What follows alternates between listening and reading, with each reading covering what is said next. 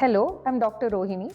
Today I'm going to tell you some advantages and disadvantages of fresh and frozen embryo transfer. As I've already told in my previous video, what is the difference? So I'm not going to repeat that again.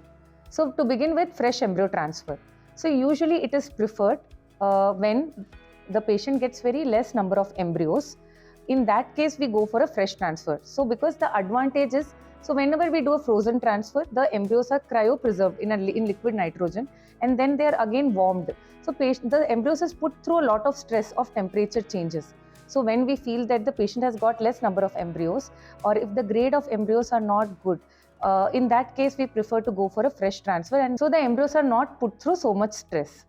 So fresh transfer is done when when the grade of embryos are not good and the number of embryos that we have obtained is less, and when the hormonal levels are optimum, that is the estrogen levels are less, usually less than 2500.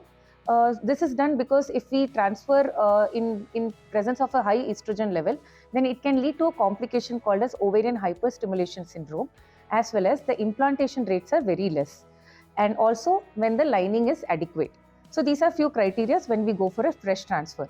So the advantage is that in the same cycle we are doing the transfer, the patient, it's more easy and feasible for the patient, less number of injections are required, the cost of the whole cycle also goes down. So these are some of the advantages of fresh transfer. So next, what are the advantages and disadvantages of frozen embryo transfer? So the advantage is that usually the hormone conditions are much more optimum in case of a frozen embryo transfer, and in case if we had any doubts with the endometrium, then we can go for a hysteroscopy or any other procedure and optimize the endometrium before doing a transfer, which we cannot do in case of a fresh transfer.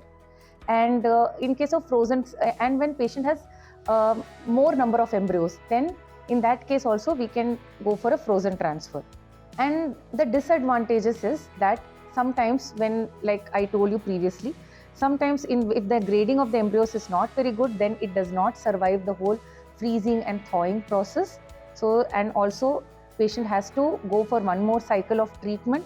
In that case, patient has to take the time out, come for scans, take more tablets and injections to optimize for the transfer, and so the cost of the cycle also goes up.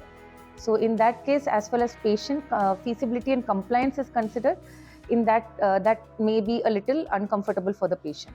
So other than that, current evidence is showing that frozen embryo transfer is ideal and more success rate is noted in case of frozen transfer.